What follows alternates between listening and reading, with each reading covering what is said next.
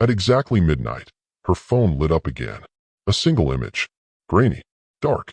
But she knew what she was seeing. The photo was taken inside her own apartment just a few hours ago. The rain hadn't stopped. It drummed against her window like fingers tapping in warning. Margaret sat on the edge of her bed, phone in hand, staring at the message. You'll find out at midnight. It was 11:59. The second hand ticked forward. Then buzz. A new message arrived.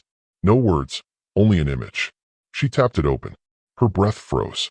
The photo was dimly lit, a little blurry, but unmistakable. The reflection of her kitchen, her own table, and the same note sitting exactly where she'd found it. But this time, there was someone in the picture. A figure, standing half in shadow. Male.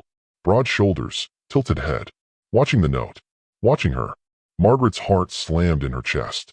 She dropped the phone like it burned her. No, this wasn't real. It couldn't be. She forced herself to pick it up again, zooming in on the photo. The details were faint, almost lost to darkness, but then she saw it. A reflection in the window. The faint outline of her own face, meaning whoever took this was standing right behind her when it was taken. She staggered back, pressing a trembling hand to her mouth.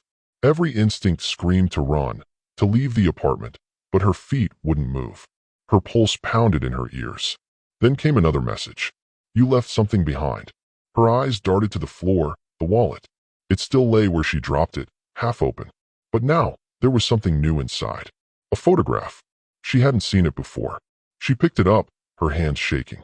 The picture showed a man in his 50s, serious eyes, gray hair, wearing a suit. It looked like an old passport photo, but the back of it had writing. He didn't deserve what happened. Margaret whispered, "Who are you talking about?" But the empty apartment didn't answer. She knew one thing. Someone was toying with her, pulling her deeper into a story she didn't understand. But a strange flicker of guilt rose in her chest. What if this was about something real?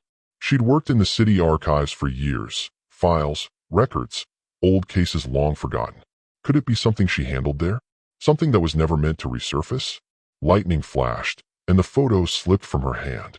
When she bent to pick it up, her eyes caught a faint watermark printed across the corner.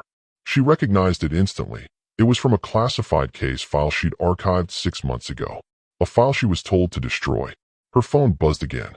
You shouldn't have kept a copy. Margaret's blood ran cold.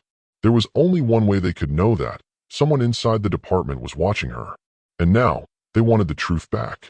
Who's at the door, and what secret ties them to Margaret's past?